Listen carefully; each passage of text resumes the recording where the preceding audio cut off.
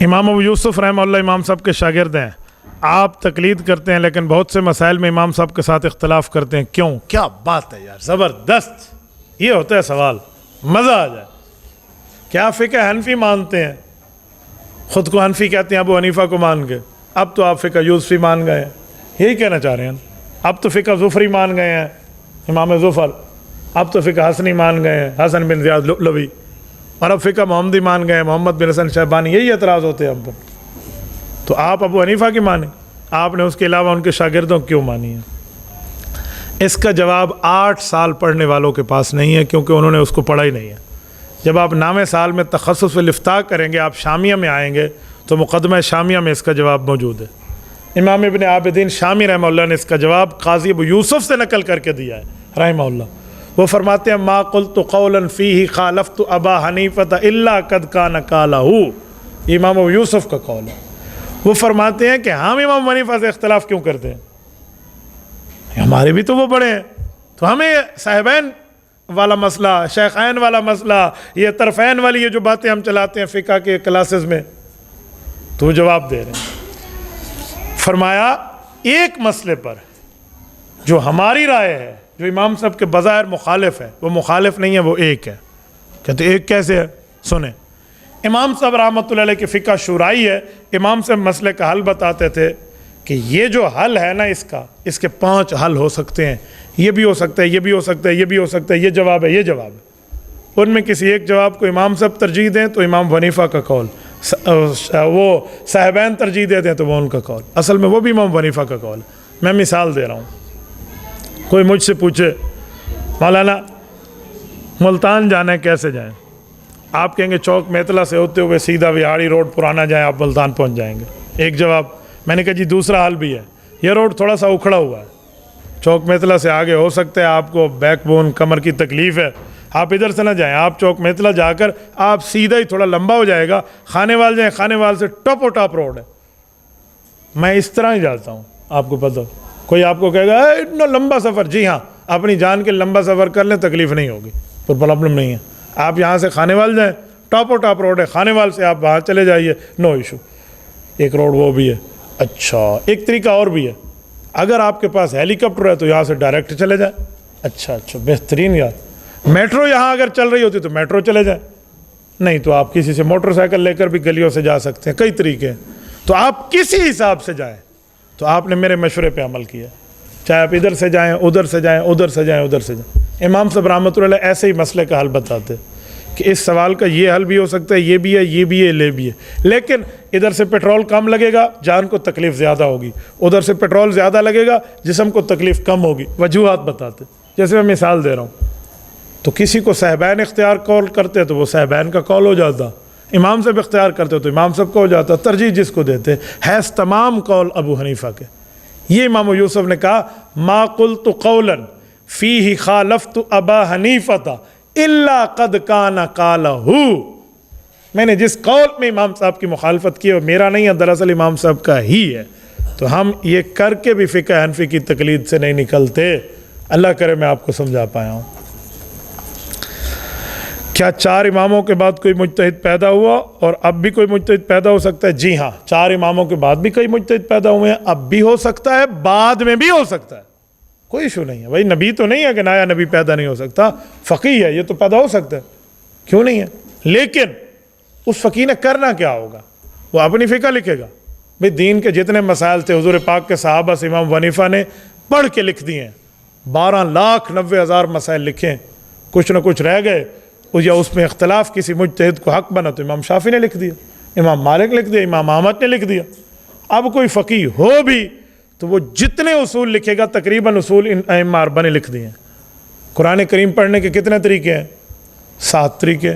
اب کوئی قاری اور نکلے اور وہ کہ میں 8واں طریقہ ایجاد کیتے ہیں, کر لے گا؟ نہیں کرے گا, وہ قرآن میں 7 ہی ہے.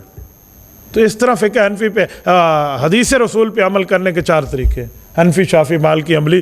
5واں بن بھی جائے تو کہاں سے لائے گا؟ ہو بھی فقیہ, نو ایشو, تو کیا کرے گا؟ تو مجتہد فی المذہب تو ہو نہیں سکتا. ظاہری بات ہے 2 باتیں ہوں گی, یا تو وہ تقلید کرے گا جیسے امام یوسف بھی کر رہے ہیں امام حنیفہ کی, اور یا تقلید نہیں کرے گا تو پھر علیحدہ مذہب بنائے گا, تو گمراہی پھیلانی ہے, اور کی کرنا ہے. کچھ لوگ اعتراض کرتے ہیں کہ حضور پاک صلی اللہ علیہ وسلم حاضر ناظر ہیں، وہ دلیل پیش کرتے ہیں انا ارسلناک شاہدا، شاہد کا معنی وہ کرتے ہیں حاضر ناظر گواہ، اور یہاں شاہد کا معنی حاضر ناظر نہیں ہے۔ میرے دوستو، انا ارسلناک شاہدا اگر اس کا معنی ہے حضور گواہ ہے، اور گواہ ہر جگہ حاضر ناظر ہوتا ہے، تو پھر جب ہم جنازہ پڑھتے ہیں حضور پاک علیہ الصلوۃ والسلام والا، حضور پڑھتے تھے اللہم اغفر لحینا و میتنا و شاہدنا و غائبنا و صغیرنا و کبیرنا و ذکرنا و انثانا۔ مستدرک حاکم میں حضرت ابو ہریرہ کی متصل روایت موجود ہے۔ اس کیا ترجمہ ہے؟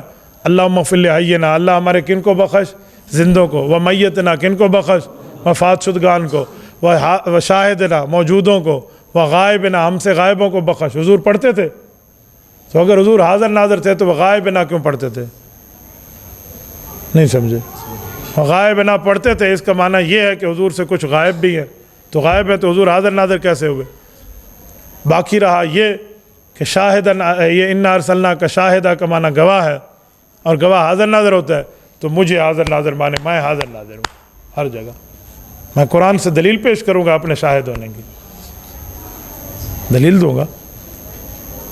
آیت نمبر 145 سورۃ البقرہ، رکوع پہلا ہے دوسرے پارے کا پہلا صفحہ۔ وَكَذَلِكَ جَعَلْنَاكُمْ أُمَّةً وَسَطًا لِتَكُونُوا شُهَدَاءَ عَلَى النَّاسِ وَيَكُونَ الرَّسُولُ عَلَيْكُمْ شَهِيدًا۔ فرمایا قیامت کا دن ہوگا، امت دوسری امتوں پر امت محمدیہ گواہی پیش کرے گی کہ ان کے پاس نبی آیا تھا، انہیں نہیں مانی، لہٰذا یہ گواہی، اور حضور اکرم صلی اللہ علیہ وسلم بھی گواہی دیں گے امت پر۔ تو جب امت محمدیہ باقی امتوں پر گواہی دے گی تو ہم گواہ ہوئے نا، تو ہم سارے گواہ ہیں، ہم سب حاضر ناظر ہیں۔ پھر تو کیا معنی کریں گے؟ شہداء علی الناس کا ترجمہ کر لینا، کیا معنی کریں گے؟ تو جو معنی آپ یہاں کریں گے وہ ادھر کریں گے۔ ہدایہ میں پڑھی ہوتی نا کسی رضا خانی نے، یا ہدایہ سمجھی ہوتی تو اعتراض نہ کرتا۔ انما یجوز للشاہد ان یشہد بالاجتہاد وذالک بالاوصاف من یثق بہ۔ امام مرغنانی رحمہ اللہ نے کیا لکھا ہے؟ کہتے ہیں گواہ کی ایک قسم یہ بھی ہے کہ آپ سچی گواہی کی بنیاد پر آگے گواہی دے دیں، شہادت شہاد جسے کہتے ہیں، سچی گواہی آپ کے پاس آئی، اس پر آپ گواہی دے دیں۔ تو رسالت مآب علیہ السلام جو قیامت میں گواہی دیں گے، وہ فرشتے حضور پر اعمال پیش کرتے ہیں، سچی گواہی ہے۔ 28ویں پارے کے آخری صفحے پہ لکھا ہے لا یعصون اللہ ما امرہم ویفعلون ما یؤمرون، فرشتہ گناہ نہیں کرتا، تو ٹھیک گواہی دیتے ہیں، تو اس بنیاد پر حضور گواہی دیں گے، اور ہم بھی حضور پاک کی گواہی پر آگے گواہی دیں گے۔ تو گواہ کے لیے حاضر ناظر ہونا کہاں سے آ گیا؟ این پھدو لایا ہو یا پوری قوم نو دلائل ان کے پاس۔ اچھا اگر حاضر ناظر ہیں حضور پاک، مجھے بتائیں غزوہ کس جہاد کو کہتے ہیں جس میں حضور جائیں؟ سریہ، جس میں حضور صحابہ کو بھیجیں۔ 27 غزوے ہیں، 400 سریات ہیں۔ میں کہتا ہوں 427 ہی غزوے ہیں، پھر تو کوئی سریہ نہیں ہے۔ حضور تو حاضر ناظر ہیں، سریے میں بھی ہیں اور گھر میں بھی ہیں۔ غزوہ بنتا کیوں ہے؟ حضور نے حج فرمایا ہے، بتائیں حج کیا ہے؟ 7 ذو الحجہ کو منا جاؤ، 8 کو مزدلفہ جاؤ، 9 کو عرفہ جاؤ، یہ ہے آپ کا حج۔ حضور تو 8 کو ادھر بھی ہیں، ادھر بھی ہیں، ادھر بھی ہیں، 7 کو ادھر بھی ہیں، ادھر بھی ہیں، ادھر بھی ہیں، 9 کو ادھر بھی ہیں، ادھر بھی ہیں، ادھر بھی ہیں، تو حج کیسے بنتا ہے؟ سفر معراج کا کیا معنی؟ فارش سے عرش پہ گئے ہیں، حضور تو ادھر بھی ہیں، ادھر بھی ہیں، سفر کا کیا مطلب؟ سفر ہجرت کا معنی مدینہ گئے، مکہ چھوڑا، حضور تو مکے میں بھی ہیں، مدینہ میں بھی ہیں، تو حاضر ناظر کیسے؟ ثانی اثنین اذ ہما فی الغار، ابو بکر اور حضور اذ جس وقت غار میں ہیں، ہما فی الغار، فی ظرفیہ ہے، جس وقت غار میں ہیں۔ کیوں بابا؟ تم تو کہتے ہو حاضر ناظر ہیں، تو غار میں بھی ہیں، باہر بھی ہیں، اب ہما فی الغار کہا ہے۔ وَإِذْ غَدَوْتَ مِنْ أَهْلِكَ تُبَوِّئُ الْمُؤْمِنِينَ مَقَاعِدَ لِلْقِتَالِ۔ پیغمبر مصطفیٰ جب آپ گھر سے نکلے اور احد کے لیے صفیں بنا رہے تھے، قرآن کہتا ہے نا، گھر سے نکلے اور احد کے لیے صفیں بنا رہے ہیں، جنگ احد پہ جانے کے لیے گھر سے نکلے اور صفیں بنا رہے ہیں۔ کیوں؟ جو حاضر ناظر ہوتا ہے وہ نکلتا ہے اور آتا ہے، وہ تو گھر میں بھی ہے، باہر بھی ہے۔ وَمِنْ حَيْثُ خَرَجْتَ فَوَلِّ وَجْهَكَ شَطْرَ الْمَسْجِدِ الْحَرَامِ، یہ خرجتا، جب آپ اپنے مدینہ شہر سے باہر نکلیں تب بھی قبلہ رخ ہو کر آپ کو نماز پڑھنی ہوگی۔ صرف مدینہ کا حکم نہیں ہے، پوری دنیا کا حکم ہے۔ کیوں؟ وَمِنْ حَيْثُ خَرَجْتَ، یہ خروج کون کرتا ہے؟ نکلنا ہوتا ہی اسی کا جو حاضر ناظر نہ ہو۔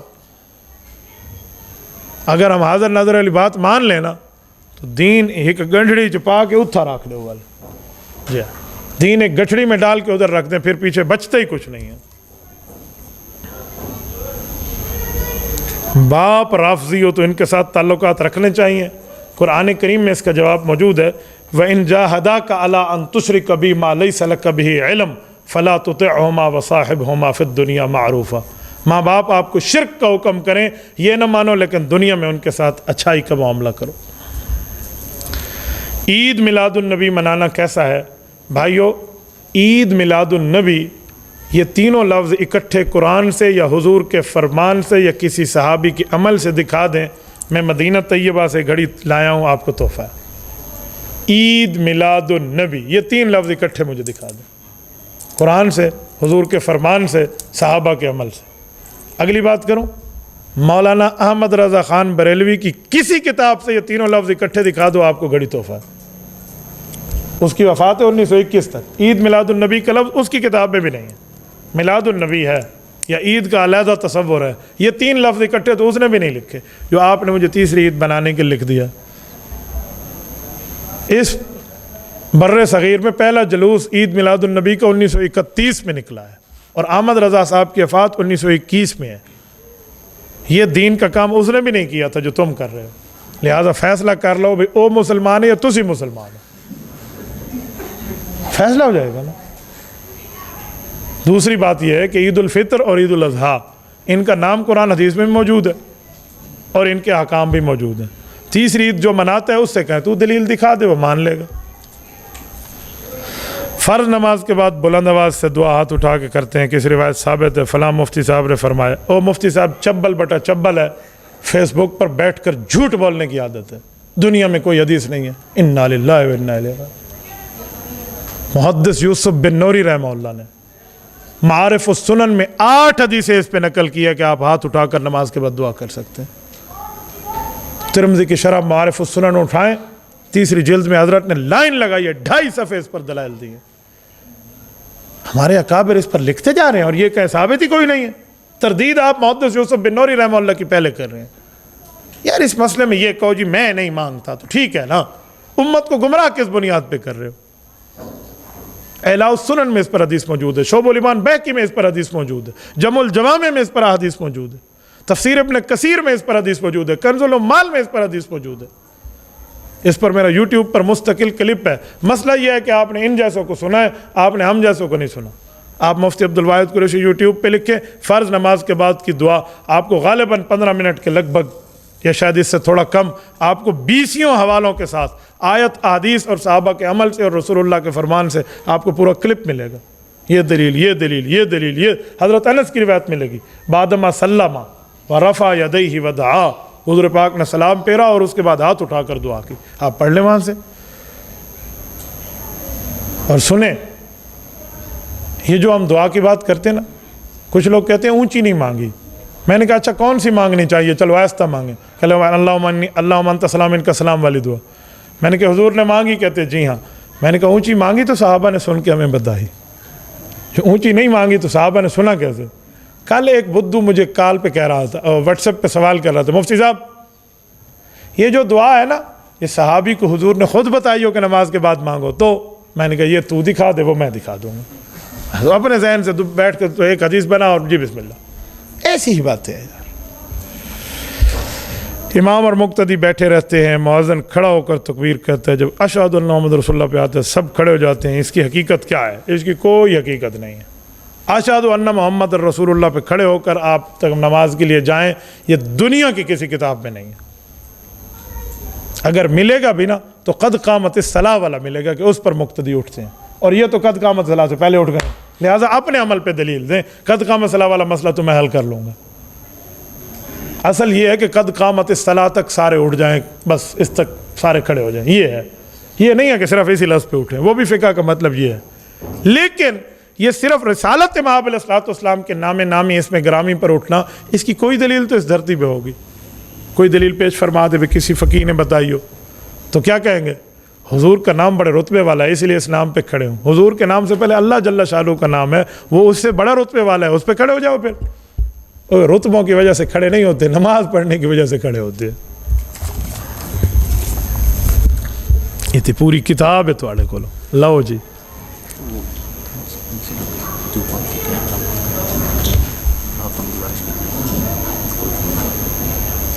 بولا دسو پانی ہاں ٹھیک ہے جزاک اللہ، میں بات کر لیتا ہوں۔ توجہ، آپ کہتے ہیں پاکستان کے اہل حدیث امام کے پیچھے نماز نہیں ہوتی، سعودیہ میں امام کے پیچھے رفع دین کرتے ہو جاتی ہے۔ میرے بھائیو، سعودیہ والا اہل حدیث ہے امام کعبہ؟ انا للہ و انا الیہ راجعون۔ اہل حدیث کہتے ہیں جمعہ کا ایک خطبہ ہے، آپ کو اللہ مدینہ اور مکہ مکرمہ لے جائے، بیت اللہ شریف مسجد نبوی میں جمعہ کے 2 خطبے۔ اہل حدیث کہتے ہیں جمعہ کی 1 اذان ہے، اللہ تعالیٰ آپ کو حرمین شریفین لے جائے، جمعہ کی 2 اذانیں۔ اہل حدیث نماز جنازہ اونچا پڑھتے ہیں اور ادھر نماز جنازہ آہستہ پڑھا جاتا ہے۔ اہل حدیث کہتے ہیں 8 رکعت تراویح ہے، کرونا کے معاملات سے پہلے تک اب تک 20 رکعت تراویح کی جماعت تھی۔ یہ رمضان میں 3 وتر، عام دنوں میں 1 وتر کے قائل ہے، وہ پورا سال 3 وتر کے قائل ہے۔ یہ کہتے ہیں تقلید کرو شرک ہوتی ہے، وہ کہتے ہیں امام احمد ابن حنبل کی تقلید جائز ہے۔ کس نے آپ کو کہا وہ اہل حدیث ہے؟ میں دوسرے کا دیا ہوا نوالا چبانے کا عادی نہیں ہوں، میں نوالے کو چیک کرتا ہوں بھائی کتنا ایک چبانا چاہیے، پھر نوالا نہیں، پھر ہم چک لگاتے ہیں، تو اس لیے پوری بات آپ کریں۔ اس لیے ان کے پیچھے ہم پڑھتے ہیں، ان کے پیچھے 1 رکعت بھی نہیں پڑھتا، میں ان کے پیچھے حج پڑھنے کا بھی قائل ہوں کہ تسی نماز آدھے ہو۔ حضور پاک علیہ السلام نے فرمایا لو کان بعدی نبی لکان عمر، حالانکہ حضرت ابو بکر کا رتبہ تھا تو ابو بکر صدیق کو کیوں نہیں کہا؟ حضرت امام مولانا اشرف علی تھانوی رحمہ اللہ فرماتے ہیں کہ ابو بکر حضور پاک کا اتنا قریب ہے کہ اس کے لیے بعدی آتا ہی نہیں ہے، اسے نسبت اتحادی حاصل ہے، اس کے لیے بعدی آتا ہی نہیں ہے، جہاں نبی وہاں صدیق، چاہے غار ہو چاہے مزار ہو، ٹھیک ہے، چاہے خلوت ہو چاہے جلوت ہو، جلوت میں صدیق ہے تو خلوت میں صدیقہ ہے، تو اس کے لیے تو بعدی آتا ہی نہیں ہے۔ لیکن شاید یہ جواب آپ کو کم حق کو سیراب نہ کرے، تو ایک فقیر کا جواب بھی آپ رکھ لیں۔ وَخَلَقْنَاكُمْ أَزْوَاجًا، قرآن کہتے ہیں آپ نے ہر چیزوں کے 2 جوڑے، جوڑا بنایا، ٹھیک ہے، دن کے ساتھ رات ہے، پھول کے ساتھ باقی معاملات، کانٹا خوشبو، اس طرح ترتیب میں ہر چیزوں کے جوڑے ہیں، تو اس طرح شان نبوت کا بھی جوڑا ہے، جلالی مزاج جمالی مزاج۔ حضرت موسیٰ علیہ السلام کون تھے؟ جلالی جمالی۔ حضرت عیسیٰ علیہ السلام کون ہیں؟ جمالی ہیں، ٹھیک ہے، جوڑا بن گیا۔ حضور پاک علیہ السلام جلالی بھی ہیں جمالی بھی ہیں، دونوں صفتیں ہیں، لیکن صفت جمال کا غلبہ ہے، جلال کا غلبہ نہیں ہے، صفت جلال کا غلبہ نہیں ہے، جمال کا غلبہ۔ ان کے بعد ابو بکر ہوتے تو جوڑا نہ بنتا، کیونکہ اس پہ بھی جمال کا غلبہ ہے۔ ان کے بعد عمر آئے ہیں، اگر نبوت ہوتی تو پھر جوڑا بن جاتا، لو کان بعدی نبی لکان عمر۔ آخری صحابی کس ہجری میں وفات پہ، ان کا نام کیا ہے؟ کتاب العلم آپ نے پڑھی ہے؟ باب رفع العلم پڑھ لیں نہ بیٹا، جزاک اللہ، ادھر بیٹھے، دونوں کو گرمی ہوگی، کوئی نہیں پرابلم، میں کو وڈی ماتا پترا میں کو نہ تھیوے تو آگو تھیوے، ٹھیک ہے۔ آپ نے باب رفع العلم پڑھا ہے صحیح بخاری کتاب العلم میں، تو آپ کو پتہ ہونا چاہیے۔ لا یحدثنکم احد بعدی غیری، حضرت انس کا لفظ ہے، میرے بعد تمہیں یہ حدیث کوئی نہیں سنائے گا، تو آپ اس پہ فتح الباری عمدۃ القاری قسطلانی دیکھ لیں، اس کا فیصلہ ہو جائے گا، یا آپ کو سعد الحدیث صاحب نے بھی بتا دیا ہوگا، تو پھر آپ مجھ سے کیوں پوچھتے ہیں؟ یہ سوال تو آپ کی کلاس کا ہے۔ خدا تو حج تلے ونجے، ہر علاقے کا آخری صحابی الگ الگ ہے تاریخ وفات کے اعتبار سے۔ حضرت انس بصرہ کے آخری صحابی ہیں، ٹھیک ہے۔ عامر بن طفیل واصلہ کوفہ کے آخری صحابی ہیں۔ سدی بن عجلان ابو امامہ باہلی رضی اللہ عنہ دمشق اور ملک شام کے آخری صحابی ہیں۔ حضرت ابو طفیل مکہ مکرمہ کے آخری صحابی ہیں۔ حضرت سہل بن سعد انصاری الساعدی المدنی رضی اللہ عنہ مدینہ طیبہ کے آخری صحابی ہیں۔ وَهُوَ آخر من مات بالمدینة من الصحابۃ رضی اللہ عنہم، 110 ہجری، 110 ہجری پہ صحابہ کا زمانہ ختم، خیر القرون قرنی ثم الذین یلونہم، تو اس لیے وہ صحابی ہیں۔ اس کے اختلاف کی گنجائش بھی ہے، کسی اور صحابی کے اوپر بھی اقوال موجود ہے، لیکن اس کا جواب یہ ہے کہ اس شہر کے آخری ہیں اور اس شہر کے آخری وہ ہیں۔ آپ اب دروازے کھول دیں، جزاک اللہ۔ اب میرے خیال میں بچے خاموش ہونا شروع ہو گئے ہیں۔ اوپن بیٹا، ہاں چلیں۔ خلفائے راشدین کا دارالسلطنت مدینہ طیبہ تھا، جبکہ حضرت علی آخری خلیفہ راشد کوفہ کیوں لائے؟ حضرت علی المرتضیٰ رضی اللہ عنہ کے دور میں جو فسادی آئے نا، تو حضرت علی جانتے تھے۔ ابو بکر عمر عثمان کے دور میں امن تھا، حضرت عثمان کے آخری دور میں فساد پڑا، تو مدینہ طیبہ کی حرمت پامال نہ ہو، اس لیے مدینہ طیبہ سے دارالخلافہ باہر لے جائیں، سیدنا علی المرتضیٰ باہر لائے ہیں۔ اور سلام ہے حضرت علی المرتضیٰ کی سوچ، فہم و فراست کو، کہ واقعی جو بعد میں مسائل ہوئے ہیں دارالسلطنت میں، تو اس میں مدینہ طیبہ کی زمین پامال ہوتی، جس کا فیصلہ حضرت علی المرتضیٰ نے پہلے فرما دیا تھا۔ اسماء الرجال کی کون سی کتابیں مناسب ہے؟ اسماء الرجال کا فن، آپ اس پر ہماری فائل بھی اٹھا لیں، اور اسماء الرجال پر آپ کتابیں پڑھنا چاہیں تو کئی ہے، مثلا میزان الاعتدال اٹھا لیں، اور نہیں تو تذکرۃ الحفاظ ذہبی کی اٹھا لیں۔ اگر اس سے بھی آگے بڑھیں تو آپ تہذیب الکمال مزی، امام جمال الدین مزی کی پوری اصحاب سیاستہ کی 8 جلدوں میں کل اصحاب سیاستہ کے رجال پہ بحث کی ہے، یہ آپ دیکھ لیں۔ نہیں تو آپ بخاری کے حاشیے پہ جو اسماء الرجال آخر میں موجود ہے اس کو دیکھ لیں، اللہ خیر صلی اللہ، اس سے آپ کو مل جائے گا انشاءاللہ۔ اچھا یہ بھی سوالات ہیں، او خدا تو نحج دلائے بن جائے۔ کچھ لوگ کہتے ہیں اذا قمتم الی الصلاۃ فاغسلوا وجوہکم، جب نماز کا ارادہ کرنے لگو پھر وضو کرو۔ اذا صلیتم علی المیت فاخلصوا له الدعاء، تو اذا آیا ہے، اذا کا معنی اس وقت ہے، تو اذا قمتم الی الصلاۃ جس وقت کھڑے ہونے لگو تب وضو کرو۔ فاذا طعمتم فانتشروا کا معنی یہ کیوں نہیں کر دے؟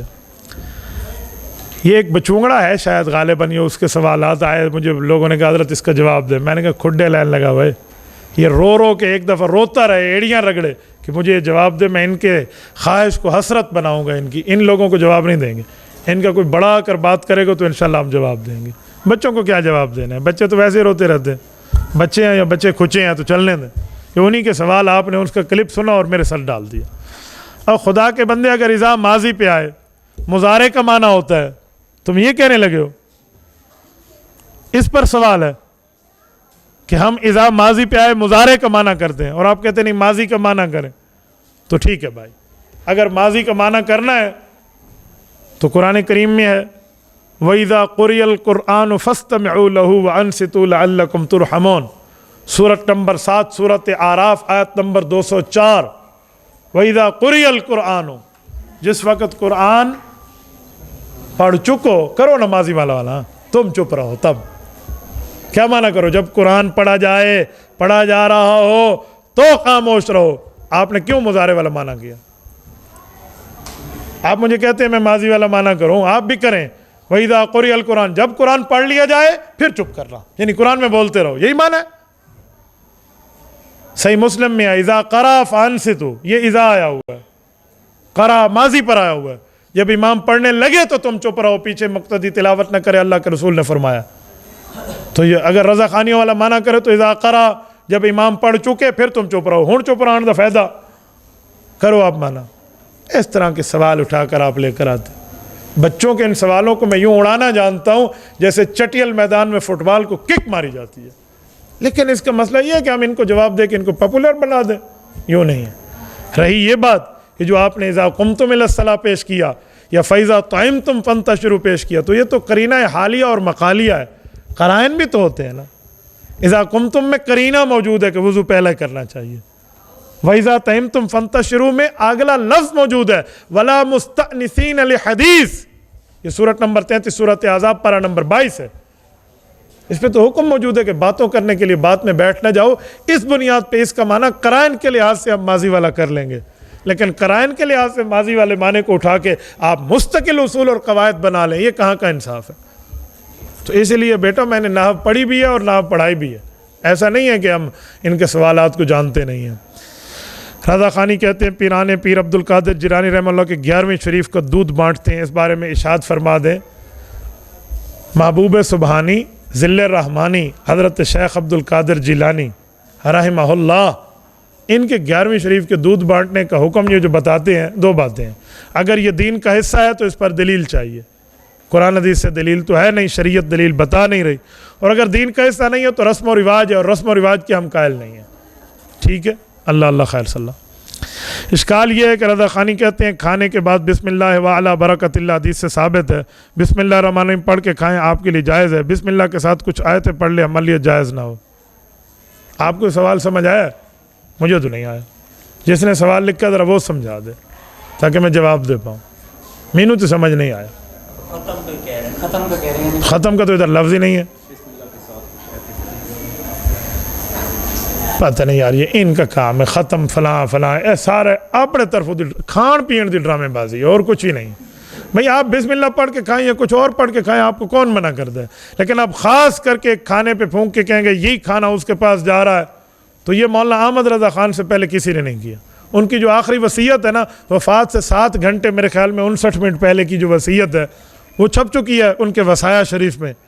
وہ کہتے ہیں میری وفات کے بعد سوڈے والی بوتلیں، آلو والی اور قیمے والی کچوریاں اور سیب کا پانی، انار کا پانی یعنی جوسز اور فلاں فلاں چیز، ان پر کچھ پڑھ کے مجھے ہر ہفتے میں کچھ نہ کچھ دے دیا کریں۔ یہ تو انہوں نے اپنے ماں بعد کے ساتھیوں کا بینک بیلنس کھول کے رکھا تھا، اللہ ان کو جزائے خیر عطا فرمائے۔ یہ تو ان کی بات ہے بھائیو، اس سے پہلے شریعت میں یوں نہیں ہے کہ آپ چیز پہ پڑھیں وہی چیز آگے جائے گی، چیز نہیں جائے گی، یہ اپنے پاس آئے گی، ٹھیک ہے؟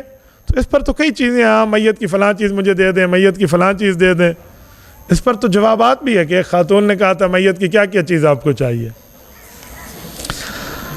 قرآن میں ہر چیز پہ موت آنی ہے، اس کا مطلب ہے فرشتوں کو موت آنی ہے، کیا انسانوں کی طرح کل قیامت میں فرشتوں کو بھی زندہ کیا جائے گا؟ تو کیا جائے گا، بالکل ٹھیک ہے، کوئی نہیں مسئلہ، موت آنی ہے، کلو شیء ہالک الا وجہ، ہر پہ موت آنی ہے۔ اس کے 2 جواب ہمارے حضرات دیتے ہیں کہ فرشتوں کو موت آنی ہے، ان کو دوبارہ زندہ کیا جائے گا، لیکن ان کی زندگی تکلیفی نہیں ہے کہ ان سے سوالات و جوابات ہو۔ وفات اس بنیاد پہ آنی ہے کہ ہر چیز ختم ہو جائے گی۔ اور باقی حضرات کہتے ہیں نہیں، جو آسمان سے اوپر کی باتیں ہیں وہ اس سے علیحدہ ہے، مستثنیٰ ہے، لیکن راجح قول یہی ہے کہ موت سب پہ آنی ہے۔ جب سب پہ آنی ہے تو سب کو زندہ کیا جائے گا، ہم سے حساب لیا جائے گا، ہم مکلف ہیں، وہ غیر مکلف ہیں، غیر مقلد نہیں، غیر مکلف ہیں۔ قیامت کے دن آدمی کو اس کے باپ کے نام سے پکارا جائے گا، جو بچہ پیدا ہونے کے فوراً بعد فوت ہو گیا اس کا نام ہی نہیں رکھا گیا، اس کو کیا نام سے پکارا جائے گا؟ اس کو کہیں گے اوے بے نام بچہ، ٹھیک ہے؟ سادے بندے ہو اس دھرتی پہ، اس کو اس کے بیٹے کا نام باپ کا نام دیں گے، فلاں کا بیٹا۔ آدمی کو اس کے نام سے پکارا جائے گا تو کوئی نہیں مسئلہ، جس کا نام پتہ نہ ہو، آج بھی مدینہ منورہ والے اسے عبداللہ کہتے ہیں، محمد کہتے ہیں صلی اللہ علیہ وسلم۔ تو یہ ان کا کام ہے جن نے بلانا ہے، نہ تو اسی بلانا ہے نہ میں بلانا ہے۔ ویسے نام رکھنا چاہیے وفات شدہ کے، نام تو ضرور ہونا چاہیے۔ رافضی کہتے ہیں تمام صحابہ نعوذ باللہ مرتد ہو گئے، استغفر اللہ۔ حضور پاک کے وفات کے بعد دلیل پیش کرتے ہیں وَكُنْتُ عَلَيْهِمْ شَهِيدًا والی آیت، پتہ نہیں آگے کوئی حدیث لکھی ہے، فَيُقَالِ إِنَّ هَؤُلَاء، اور اس دلیل کی بنیاد پہ یہ کوئی حوالہ بھی تو لکھ دیں، آپ نے اس حدیث کا حوالہ نہیں لکھا، یہ اللہ کے حوالے کر دیا، میں آپ کو جواب دینے لگا ہوں۔ مسئلہ یہ ہے کہ نعوذ باللہ تمام صحابہ کرام مرتد ہو گئے، رافضی کہتے ہیں، وہ کہتے ہیں ارتد الناس بعد نبی کریم اللہ ثلاث، مقداد، حضرت بلال اور حضرت سلمان، یہ 3 زندہ۔ اس میں تو حضرت علی المرتضیٰ، حضرت امام حسن حسین کو بھی نے اڑا دیا، تو ان کو کہو پہلے اپنے گھر کی تلاشی لیں، یہ بکواس ہے، بے ایمانی ہے، ایسا کچھ بھی نہیں ہے۔ حضور پاک کی شادی 25 سال کی عمر میں پہلی ہوئی، 30 سال کی عمر میں اولاد ہوئی، 40 سال کی عمر میں نبوت ملی، نبوت کے بعد آپ کی 2 بیٹوں کو طلاق ہوئی۔ اعتراض رافضی کہتے ہیں بغیر مذہب کے 10 سال میں بیٹیاں جوان بھی ہو گئی، شادی بھی ہو گئی، طلاق۔ انا للہ و انا الیہ راجعون۔ افسوس آپ نے آصف رضا علوی بے ایمان کا کلپ تو سنا ہے، میرا جواب نہیں سنا آپ نے۔ اس بچوں کو میں نے جواب دیا، اس کے ابے نے بھی آج تک جواب نہیں دیا، لیکن آپ اہل باطل کو سنتے ہیں، اہل حق کو نہیں سنتے۔ یہ اس بے ایمان کے لفظ ہیں، میں نے فلاں سے لے کر فلاں تک کو پڑھا، فلاں سے لے کر فلاں تک کو پڑھا، اس کا جواب نہیں، آپ مجھے جواب دیں، اوہ 10 سال پہ جوان بھی ہو گئی، یہ بھی ہو گئی، یہ بھی ہو گئی، یہ اس کا جواب ہے۔ اور مسئلہ یہ ہے کہ آپ انہی کا نوالا ہمارے منہ میں ڈالتے ہیں، میں کسی کا بنا ہوا نوالا اپنے منہ میں نہیں ڈالتا۔ آپ اس کا جواب ہمارے بھی تلاش کریں نا، یوٹیوب پر مفتی عبدالواحد قریشی لکھیں، آگے اولاد پیغمبر لکھیں، آپ کو جواب آئے گا، اور اس ابے کا دادا بھی یاد کرے گا کہ جواب کہتے کیسے ہیں۔ ایسی آپ رافضی کی کلپ کو اٹھا کر آپ ہمیں کہیں جواب دیں، پوری تفصیل سے میں نے اس پر جواب دیا، آپ اس بیان کو اٹھا لیں۔ اس میں میں نے ایک چیز کو پروف کیا، پیدا کب ہوئے، نکاح کب ہوئے۔ 10 سال کی بات تو ہے ہی جھوٹ، جو 10 سال میں اعلان نبوت ہوا ہے، طلاق اس وقت نہیں ہوئی، 3 سال بعد جب وَأَنذِرْ عَشِيرَتَكَ الْأَقْرَبِينَ کی آیت اتری، اس وقت جا کر حضور پاک نے اعلان نبوت کیا، پھر 2 سال بعد انہوں نے آ کر طلاق دی جب 45 سال عمر ہو چکی ہے۔ اس ملعون نے کہاں سے کہاں بات لائی؟ اور اس وقت تک کہ حضور کی بیٹیوں کو نکاح ہوا تھا، رخصتی نہیں ہوئی تھی جب طلاق ہوئی ابو لہب کے دونوں بیٹوں سے۔ یہ کہتے جوان بھی ہو گئی، شادیاں بھی ہو گئی۔ اس حرامی نے جو آپ کو غلط راستے پہ شادی والا اس پہ چلا دیا، وہ نکاح اور ہے، شادی اور ہے۔ نماز فرض معراج کی رات ہے، تو حضرت عمر اسلام سے پہلے کون سی نماز پڑھ رہے تھے؟ بھئی نفل نماز بھی تو ہو سکتی ہے جو آپ علیہ الصلوۃ والسلام نے پڑھی ہے، نفل نمازیں کوئی نہیں ہے۔ آپ اس دھرتی پہ صرف نماز فرض نماز ہی جانتے ہیں، آپ غیر مقلد ہیں، ہم نے کوئی سنتیں نہیں پڑھنی۔ اکثر اہل سنت کے خطبہ کہتے ہیں حضرت امام حسین، امام زین العابدین، امام علیہ الصلوۃ والروافظ کی امام نہیں کہنا چاہیے۔ لو جی دس، پھر امام حنیفہ بھی نہیں کہنا چاہیے، بتائیں نا بھائی۔ جب اہل سنت امام کہیں گے تو اہل سنت والا معنی ہوگا نا، رافضی امام کہیں گے تو ان والا معنی ہوگا، نہیں سمجھے بھئی؟ اہل سنت امام کہتے ہیں پیشوا کو، تو حضرت حسین رضی اللہ عنہ پیشوا نہیں ہے۔ حضرت حسین کو پیشوا نہیں مانتا، اس بے ایمان کو میں نہیں مانتا، یہ کوئی بات ہے؟ رافضی کہتے ہیں وہ اللہ کا نائب ہوتا ہے، تو وہ جانے اور وہ معاملات جانے نا، تو وہ اپنا جواب دیں گے۔ میں تو اہل سنت ہوں، تو میں تو اپنی بات کروں گا۔ رضا خانی کہتے ہیں میرے تیجے سالانہ کو تم بدعت کہتے ہو، تبلیغی جماعت کے سروزہ چلے کو بدعت نہیں کہتے۔ سروزہ چلہ یوں نہیں ہے کہ جس نے سروزہ نہیں لگایا اس کا ایمان ہی ختم، جس نے چلہ نہیں لگایا اس کا ایمان ہی ختم۔ تو آپ تو کہتے ہو جس کا تیجا چلہ 40واں 7واں سال نہیں ہوا وہ تو بخشا ہی نہیں گیا، آپ تو دین کا حصہ بناتے ہو۔ اور جماعت والے کہتے ہیں یہ دین سیکھنے کا ذریعہ ہے، چلہ لگا کے سیکھ لو، چاہے خانقاہ میں بیٹھ کے سیکھ لو، چاہے مدرسے میں بیٹھ کے سیکھ لو۔ تو بھائیو آپ کار ثواب بناتے ہیں، آپ اس کو ثواب بتاتے ہو، ہم ان چیزوں کو علاج بتاتے ہیں۔ تو ثواب کی دلیل چاہیے، علاج کی دلیل نہیں چاہیے۔ ہمیں یہ نہیں کہتے جو رحمت اجتماع پہ نہیں گیا اس کا ایمان ہی ختم، تم کہتے ہو جو 12 ربیع الاول کے جلوس پہ نہیں ہے اس کا ایمان ہی ختم۔ دلیل تمہارے سر ہے، ہمارے سر نہیں ہے۔ اب ایک بندہ ڈاکٹر کے پاس ہے، وہ کہے تو ڈسپرین کی گولی کھا لے، وہ کہ دلیل بھی کھا، تو کہ بھائی علاج کی دلیل نہیں ہوتی۔ ہاں ڈسپرین گولی کھانے پہ 2 رکعت نماز نفل کا ثواب ہے، پھر دلیل چاہیے۔ تو تم تو اپنے کاموں کو ثواب بتاتے ہو، دلیل تمہارے گاٹے فٹ ہے، تم ہمارے گلے ڈال رہے ہو۔ اتنی کچی گولیاں ہم نے نہیں کھیلی۔ اصطلاح سالکین میں تصور شیخ کی حیثیت و حکم کیا ہے؟ سید احمد سعید ان صورتوں کو تصور کا نام دے کر تردید کرتے ہیں۔ خانقاہ میں کسی شیخ کی بیعت کر لیں، وہ آپ کو سمجھائے دیں گے۔ عمران خان کو یہودی ایجنٹ کہنا کیسا ہے؟ مولانا فضل الرحمان نے سچ کہا ہے، بالکل ٹھیک کہا ہے، پرفیکٹ کہا ہے، 100% رائٹ ہے مولانا اس پر۔ یہودی ایجنٹ نہیں ہے تو پھر اپنے سابقہ سالے زیک گولڈ سمتھ کی الیکشن کمپین میں کیوں گیا ہے؟ اور پوچھو اس وقت عمران خان کے دونوں بیٹے قاسم اور سلمان ابن جمائمہ، مجھے بتاؤ، بلکہ ابنائے جمائمہ کس کے پاس پل رہے ہیں؟ جن گھر میں پل رہے ہیں ان گھر والوں کا مذہب کیا ہے؟ کیا ہے؟ یہودی۔ تو جن کی اولاد یہودیوں کے پاس پل رہی ہے وہ ہمارا ریاست مدینہ کا مستری بنا ہوا ہے۔ سبحان اللہ۔ نمو نمتھا تو جن وزیرستان والے پہاڑا تو لتھا۔ عجیب بات ہے، یہ ریاست مدینہ بنائے گا۔ میں تو ان مولویوں کے دماغوں پہ حیران ہوں جنہوں نے اس سے امید لگائی ہوئی ہے کہ دین لائے گا۔ سبحان اللہ۔ تمہارے پاس بیل ہے، تمہارے پاس گائے نہیں ہے کہ تم دودھ سے لسی بنا لو گے۔ مجھے تو ان مولویوں پہ حیرانی ہے، خدا کی قسم۔ اسی انہوں مانج تلے لے کے آنے پھر کٹے تلے جاندے نے، تو بھائیو اس سے تمہیں دین کی امید نہیں ملے گی۔ یہ ریاست مدینہ بنانے والے لوگ ہیں، ہر کام ریاست ابو جہل والے ہیں ان کے، اور کام ریاست مدینہ۔ ہم نے ان کی فرعونیت کو اس وقت للکارا ہے جب ان کا پورے پاکستان میں طوطی بولتا تھا، اس وقت یہ اہل حق کا کچھ نہیں کر سکے، تو اب کیا کریں گے؟ غیر مقلدین کہتے ہیں فجر کی سنتے پڑھنے کے بعد، فجر کی سنتے فرض کے فوراً بعد پڑھیں۔ کیوں کہتے ہیں فرض کے فوراً بعد پڑھیں؟ کوئی ثبوت ہے؟ بعد ما تطلع الشمس، جامع ترمذی کی روایت ہے، سورج طلوع ہونے کے بعد نماز ہے، اس کے بعد تو ہے ہی نہیں، تو یہ حدیث کہاں جائے گی؟ رسول اللہ صلی اللہ علیہ وسلم کے نام پہ انگوٹھے چومنا کیسا ہے؟ امام شامی رحمۃ اللہ نے لکھا ہے کہ ٹوٹکا یہ ہے کہ جس کی آنکھیں کمزور ہو وہ حضور کے نام پہ انگوٹھے چومے، ٹوٹکا ہے تو اس کی آنکھیں ٹھیک ہو جائیں گی۔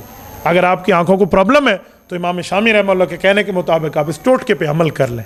یہ ٹوٹکا ہے، قرآن نہیں ہے، حدیث نہیں ہے، صحابہ کا اجماع نہیں ہے، ٹوٹکا ہے، ٹوٹکے پہ آپ عمل کر سکتے ہیں، لیکن وہ اس کو دین بنائے تو میں کہتا ہوں پھر رسول اللہ صلی اللہ علیہ وسلم کے کئی نام ہیں، محمد، حامد، محمود، طیب، قاسم، عاقب، فاتح، شاہد، مشہود، کتنے نام ہیں؟ اسماء النبی تو امام ہاشم ٹھٹوی نے 1250 لکھ دی ہیں، 100 نام تو قرآن کے آخری صفحے پہ ہیں، تو ہر نام پہ پھر چومتے جائیں، ملتان جانیاں تے قربان جانیاں، ملتان جانیاں تے قربان، پھر یہ چما چٹاکا لگا رہے گا، آگے کچھ نہیں ہو سکے گا۔ اور خدا کے بندے وہ تو ایک لفظ پہ ٹوٹکا ہے جس کی آنکھیں خراب ہے، تسی اندھے محتاج ہو تو چوملاؤ تو انہوں کس منع کیتے ہیں؟ رضا خانی کی امام کے پیچھے نماز پڑھنا کیسا ہے؟ واجب الیاد ہے؟ جی ہاں واجب الیاد ہے۔ چاروں ائمہ برحق ہیں، ایک امام کو چھوڑ کے دوسرے امام کے پاس جائیں تو کیا حرج ہے؟ اگر آپ دوسرے امام کے پاس جا رہے ہیں تو آپ کے پاس دلیل ہونی چاہیے، اس دلیل کی بنیاد پہ آپ جائیں جو آپ کے اپنے امام صاحب کے پاس اس کا جواب نہ ہو تو۔ اور اگر آپ دوسرے امام کے پاس جائیں تو جس علاقے میں کم از کم اس علاقے کے مجتہدین کے وہاں موجودگی ہونی چاہیے تاکہ آپ ان کے مسائل پوچھیں اور اس پہ عمل کریں اس فقہ کے مطابق۔ شافعی ہو جائیں، مالکی ہو جائیں، حنبلی ہو جائیں، نو ایشو، کسی دلیل پر ہو جائیں، کوئی مسئلہ نہیں، اہل حق کا راستہ ہے۔ لیکن غیر مقلد ہو جائیں تو غیر مقلد تو کسی امام کو نہیں مانتے، تھوڑا سا خیال کرنا۔ غیر مقلد اور رافضیوں سے کاروبار کرنا کیسے؟ بھئی کاروبار تو میں کافر سے کرنے کا بھی قائل ہوں، الا مرزائی سے، کیونکہ وہ غدار ہے، اس کا مسئلہ کچھ اور ہے، تو باقی کوئی مسئلہ نہیں ہے۔ اس پر حضرت تھانوی رحمۃ اللہ علیہ الا ان تتقوا منہم تقا کی آیت کے تحت آپ دیکھ لیں، حضرت تھانوی فرماتے ہیں مدارات نہیں کرنا چاہیے، دلی تعلق، باقی تجارات جائز ہے۔ غیر مقلدین کے بچوں کو قرآن پڑھانا، روافظ کے بچوں کو قرآن پڑھانا، میں تو کہتا ہوں مصلحت اس میں ہے کہ پڑھانا چاہیے تاکہ کل آپ کے شاگرد ہوں گے، آپ کی دین کی بات مانیں گے، پڑھانا چاہیے، میں تو اس کا انکاری نہیں ہوں۔ رافضیوں نے اماں جان عائشہ رضی اللہ تعالی عنہا نے مردوں کے سامنے غسل جنابت کیا تھا، انا للہ و انا الیہ راجعون، کس نے کہا غسل جنابت کیا تھا؟ رافضی کو کوئی دلیل ہے ان کے پاس؟ جس نے لکھا ہے ذرا وہ دلیل پڑھ دے، وہ دلیل پڑھ دے، کس نے پرچی لکھی ہے؟ بسم اللہ ذرا کھڑا ہو جائے، میں بھی زیارت فرماؤں نا کہ اس کے پاس کوئی دلیل ہے۔ بس اب پرچی والا بندہ کھڑا ہی نہیں ہوتا، اچھا میں کلاس میں بیٹھا ہوں، آپ کھڑے ہو جائیں، کچھ نہیں ہوتا بیٹا، میں جواب سمجھائے دوں گا۔ چلو اب میں جواب دیتا ہوں، بندہ تو ایسی پہچان لی ہے کیڑا ہے۔ بھائیو یہ صحیح بخاری کی روایت ہے، حضرت اماں جان عائشہ نے غسل کیا تھا، کس بنیاد پہ؟ اپنے بھانجے حضرت عبداللہ بن زبیر کی بات تھی، ان کا سوال ہوا کہ حضور پاک کتنے پانی سے غسل فرماتے تھے؟ فرمائے 4 سا پانی سے۔ کہ 4 سا پانی سے بندہ غسل کیسے کرتا ہے خالہ جان؟ وہ بھانجا ہے، انہوں نے کہا میں کر کے دکھاؤں؟ کہا جی ہاں۔ وہ گئی، پردہ لگا ہوا تھا، وہاں انہوں نے غسل کیا، باہر آ گئیں، باہر آ کر ان کو دکھایا کہ میرے سر سے پانی گر رہا ہے، میں پورا جسم سے نہا کر آئی ہوں۔ بھانجے نے کہا ماشاءاللہ میں بھی آج کے بعد 4 سا سے پانی سے نہاؤں گا۔ تو پردہ لگا ہوا تھا، جب واش روم کا دروازہ نہ ہو تو پردہ لگا ہوا ہو تو اس کو کسی مرد کے سامنے نہیں آنا کہتے ہیں؟ لاکھ لعنت ہے رافضی کے منہ پر اس سوال کا جواب دیتے ہوئے۔ عجیب بات ہے، جب دروازے نہیں ہوتے تھے تو واش روم کے سامنے پردے ہی ہوتے تھے، انہوں نے اس کو یہی بنا دیا کہ مرد کے سامنے۔ لا الہ الا اللہ محمد، تیری ماں مرد کے سامنے نہیں آتی، تو مومنوں کی ماں کے بارے میں بکواس کرتا ہے۔ کوئی غیر مقلد ہے وہ کہتا ہے اس طرح انگلی اٹھائے رہو، ہلاتے رہو، اشہد اللہ الہ الا، یار انگلی ہلاویں یا جو بھی کریں، کوئی امپائر کی انگلی کو ہلاتا ہے کہتے اٹھے گے تو بات ہوگی، اور کوئی اس طرح، یوں نہیں ہے۔ حدیث پاک میں 53 کے نمبر کے تحت آپ کو یہ سمجھائے دیں گے، مشکات کی روایت ہے، وہ جو ہلانا ہے پھر اس کو رکھنا ہے وہ صرف اتنا ہے، پورے راستے میں ہلاتے رہے، اس طرح کی ترتیب میرے خیال میں درست نہیں ہے۔ مسجد کے باہر نکلنے کی دعا رحمتک کا لفظ کہاں سے ثابت ہے؟ اللہم انی اسألک من فضلک تک میں پڑھتا ہوں، میں تو رحمتک پڑھتا ہی نہیں ہوں، میں آپ کو دلیل کہاں سے دکھاؤں؟ جو رحمتک پڑھتا ہے ثبوت اس سے لیں، میں نے اتنا پڑھا ہے جتنا میرے پاس ثبوت ہے، اگلے لفظ کا میں نے نہیں پڑھا تو اس لیے میں پڑھتا ہی نہیں ہوں، اللہم انی اسألک من فضلک پڑھتا ہوں نکلتے ہوئے۔ رافضی کس کتاب پہ عمل کرتے ہیں؟ ان کے ایمان کی کتاب کہاں ہے؟ فلاں ہے، یہ کسی رافضی سے جا کے پوچھ لو۔ رافضی کہتے ہیں اہل سنت کے امام اکثر طور پہ لڑکوں سے مسئلے پوچھ کر بتاتے ہیں، ان کے دلیل امام اعظم نے لڑکیوں سے اپنی بیٹی سے مسئلہ پوچھ کر بتایا، جھوٹ ہے، بہتان ہے، الزام ہے، فیک ہے، غلط ہے، جعل سازی ہے۔ امام صاحب کی تو بیٹی آئی نہیں، امام صاحب کے تو بیٹے ہیں۔ امام ذہبی فرماتے ہیں مناقب ابی حنیفہ و صاحبئی میں لم یولد منہ الا الحماد، امام صاحب کا ایک ہی بیٹا ہے حماد بن ابی حنیفہ، بیٹی آئی نہیں۔ آپ نے حنیفہ صرف بیٹی کا نام سمجھا، حنیفہ حنف سے نکلا، حنف قلم دوات کو کہتے ہیں، ابو حنیفہ قلم دوات والا۔ ابو کا معنی ہر جگہ باپ نہیں ہوتا، ابو تراب حضرت علی کی کنیت ہے، کیا معنی؟ مٹی کا ابا، مٹی والا۔ ابو ہریرہ بلیوں والا، اس طرح ابو ہریرہ قلم، ابو حنیفہ قلم دوات والا۔ ابو بکر پہل والا. خدا کے بندے, ابو کا معنی ہر جگہ باپ نہیں ہے, کا معنی ہر جگہ ماں نہیں ہے. فَأَمَّا مَنْ خَفَّتْ مَوَازِينُهُ فَأُمُّهُ هَاوِيَةٌ, اس کی ماں جہنم ہے, اس کا ٹھکانہ جہنم ہے. وَتُنذِرَ أُمَّ الْقُرَىٰ وَمَنْ حَوْلَهَا, کیا آپ بستیوں کی ماں کو ڈرائیں گے؟ نہیں, بستیوں کا درمیان مکہ کے مکرمہ کے لوگوں کو ڈرائیں, حضور کو حکم ہے. تو نہ کا معنی ہر جگہ ماں ہے, نہ اب کا معنی ہر جگہ باپ ہے, لفظ دیکھ کے معنی ہوتے ہیں. حضرت فاروق اعظم نے اپنی بیٹی سے پوچھا بیوی اپنے شوہر کے بغیر کتنے دن رہ سکتی ہے؟ تو مسئلہ عورت نے بتایا. تو کیا ہو گیا؟ ایک عورت کے پیٹ سے تم پیدا ہو کے آ جاؤ, ٹھیک ہے. ایک عورت کے چھاتی سے دودھ پی کے آ جاؤ, ٹھیک ہے. ایک عورت کی گودی میں آپ 2 سال بیٹھ کر آپ رضاعت کی مدت پوری کریں, جی ٹھیک ہے. ایک عورت سے آپ کی شادی ہو اور آپ اس سے اپنے حقوق ازواج مکمل طریقے پر ادا کریں, وہ ٹھیک ہے. عورت اگر دینی مسئلہ بتا جی نہیں بتانا چاہیے تھا, بوتھی ویک شیشے جی, عورت نے بتا دیا, اسی لیے کہ وہ عورت عام عورت نہیں تھی. حضرت عمر کی کئی بیٹیاں تھیں, صرف اس بیٹی سے کیوں پوچھا؟ اس لیے کہ یہ بیٹی بھی ہے اور درجے میں ماں ہے, کیوں؟ رسول اللہ صلی اللہ علیہ وسلم کی گھر والی ہے, حضرت حفصہ رضی اللہ عنہ. اس لیے پوچھا کہ میری بیٹی رسول اللہ کی اہلیہ ہے, ہو سکتا ہے اس نے اللہ کے رسول سے کچھ بات سمجھی ہو. تو انہوں نے بتا دیا کہ مرد کے بغیر, اپنے خامد کے بغیر بیوی 4 ماہ سے زیادہ نہیں رہ سکتی, 4 ماہ بعد آئے. پوچھنے والا اگر دبئی کا رہنے والا ہو, سعودیہ میں جانے والا ہو, تو میں انہیں کہتا ہوں بیوی سے اجازت لے کر باہر کی جاب کرو, ورنہ بیوی کا حق ہے تمہیں ہر 4 ماہ بعد آنا پڑے گا. اتنی ٹکٹ نہیں ہوتی تھی, پھر شادی چھٹ دو, ہاں عدت گزرے گی بیوی کسی اور کی ہو جائے گی, پھر شادیاں کیوں کر رہے ہو؟ شادی کر کے بیوی ماں باپ کو دی اور چل میرا بھائی سعودیہ, یہ غلط بات ہے. آپ حق کھا رہے ہیں, آکل الحقوق للزوجہ ہے آپ. ڈاکٹر فرحت ہاشمی کے بارے میں بتائیں, وہ ڈاکٹر صاحب ہے, اور کیا بتائیں. عقائد اس کے ہم نہیں مانتے, عقائد میں اس کے نہیں مانتے. ان کے عقائد پہ مفتی تقی عثمانی دامت برکاتہم نے بھی رد کیا, فتاوی عثمانی جلد اول آپ دیکھ لیں اس پر. یوم ابو بکر, یوم عمر منانا حدیث میں نہیں ہے, تو یوم میلاد النبی پر اعتراض کرتے ہیں, یہ کہاں سے آ گیا؟ تو بھائی یوم عمر اور یوم ابو بکر جو لوگ مناتے ہیں نا, تو وہ دلیل یہ دیتے ہیں کہ ہم احتجاجی طور پہ مناتے ہیں, کہ اگر آپ باقی ایام پہ چھٹی کرتے ہو تو ان کا ایام پہ بھی چھٹی کرو. تو وہ اسلامی طور پہ نہیں مناتے کہ منانے پر اتنے حج کا ثواب ہے. تو احتجاج کا مسئلہ اسٹرائک کا اور ہوتا ہے, دین کے لیے دلیل چاہیے, احتجاج کے لیے تو دلیل نہیں چاہیے نا. تو اس لیے مناتے ہیں کہ اگر سرکاری سطح پر حضرت ابو بکر عمر کا یوم منایا جائے تو ہم کہیں گے بس ٹھیک ہے, پھر سب کا مناؤ, نہیں منانا تو پھر کسی کا نہ مناؤ. اقبال ڈے اور قائد ڈے منا سکتے ہیں, لیڈر ڈے منا سکتے ہیں قائد اعظم محمد علی جناح صاحب کے لیے, تو یہ بھی منانا چاہیے. رافضی اپنے ہاتھ سے چیز پکا کر دے, بابا میں تو نہیں کھاتا, میں تو آج کل اپنے بندوں کی بنی ہوئی پکی ہوئی چیز سے ڈر رہا ہوتا ہوں, تو اب کسی اور کی چیز کہتے ہو. یہودی جٹ کو جس نے ووٹ دیا ہے وہ کیا کرے؟ وہ توبہ کرے, توبہ کر لے, غلطی ہو گئی, ٹھیک ہے, توبہ کر لے تاکہ کل قیامت میں اس کے ساتھ اس کا حشر نہ ہو. خدا تمہیں لے جائے حج پہ, ایک سوال بھی اس کے مطابق نہیں کیا جس پہ میں نے درس دیا. میں نے پوچھا اس کے متعلق ڈھونڈو, یہ تمہاری ترجیحات ہیں, مجھے ایمان سے بتاؤ آپ نے مذہب کا دفاع کر رہے ہیں غیر مقلدین کے سامنے ٹھہر کے, اور خدا تو لے جاوے حج تھے. آپ یہ علمی سوال 1-2 امام ابو یوسف والی بات کے علاوہ بات ختم. اس مسئلے پر آپ سوال کرتے, مجھے مزہ آتا کہ میں نے بات کی ہے زندوں میں.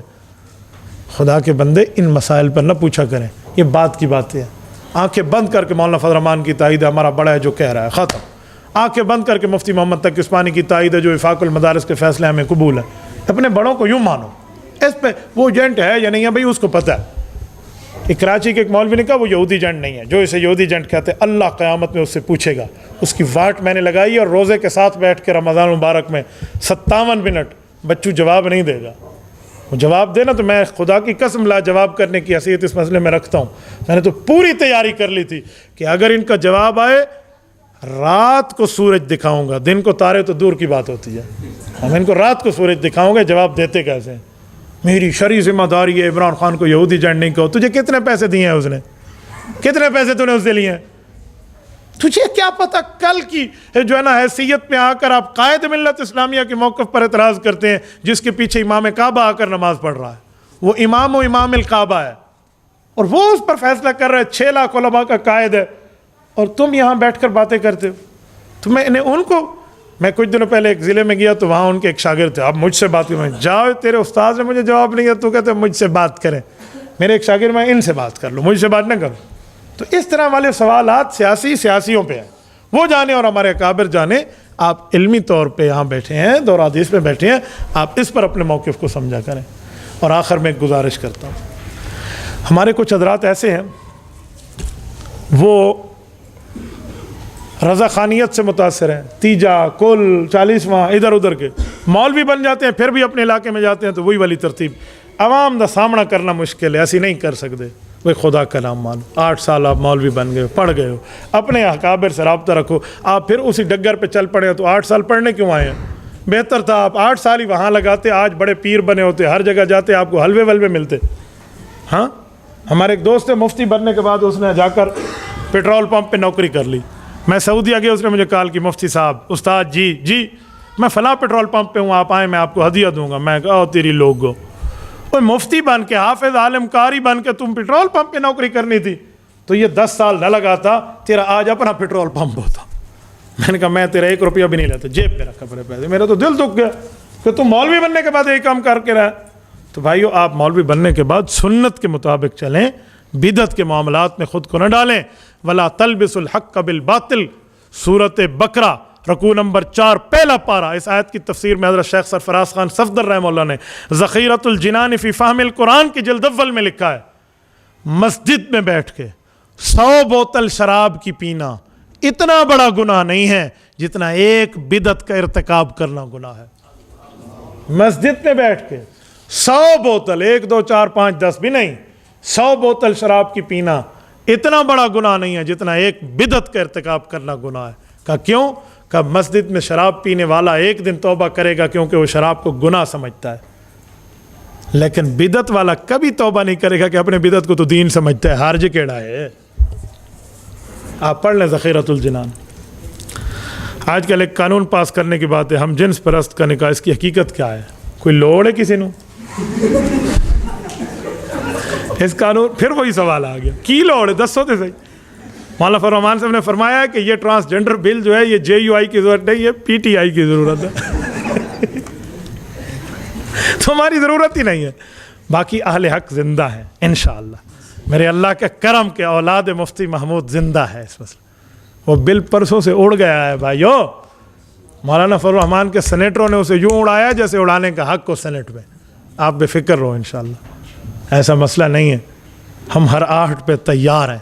آپ کو ابھی سوال سوچ رہا ہے، 4 دن پہلے مولانا وہاں پہنچ گئے ہیں شریعہ کورٹ میں. انشاءاللہ اس کو شریعہ کورٹ بھی منسوخ کر کے دے دے گا، پرابلم ہی کوئی نہیں ہے حضرت.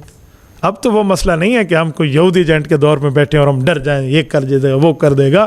اب یہ معاملہ نہیں ہے انشاءاللہ. ڈاکٹر ذاکر نائک کے بارے میں بتائیں، وہ ڈاکٹر بھی ہے، ذاکر بھی ہے، نائک بھی ہے. ٹھیک ہے، اس کے بارے میں کیا موقف ہے؟ میرا موقف یہ ہے کہ ہندوؤں، سکھوں، پارسیوں، یہودیوں اور عیسائیوں کے مقابلے میں وہ ایک ماہر ہے، عالم نہیں ہے. اسی لیے ان کے خلاف آپ نے اس سے کوئی دلیل لینی ہو تو لے لو. علم دین آپ علماء سے سیکھو. وہ عالم نہیں ہے، اسی بنیاد پہ اس سے بچ جائے. اچھا یہ کوئی نہیں اعتراض؟ چلو جزاکم اللہ. چلو دسو، آپ بھی کھڑے ہو جاؤ. آپ وہ تو ویسے کھڑے ہو گئے. بسم اللہ. پہلی بات یہ ہے کہ جب حضرت حسین اور یزید کی جنگ ہوئی تھی تو کہتے ہیں کہ حضرت حسین کے لشکر میں بھی صحابہ کرام موجود تھے اور یزید کے لشکر میں صحابہ کرام موجود تھے. تو اب جو یزید کے لشکر میں صحابہ کرام موجود تھے ان کے بارے میں ہمارا کیا مطلب؟ حضرت حسین اور یزید کی جنگ ہوئی تھی، اس کا بھی لشکر تھا، اس کا بھی لشکر تھا. یزید کو تو کوئی لشکر لے کر حضرت حسین کے مقابلے میں نہیں آیا تھا. وہ تو ابن زیاد آیا تھا، یہ یزید کا فوجی تھا. اور اس لشکر میں کوئی صحابی شامل نہیں تھے، کوئی صحابی شامل.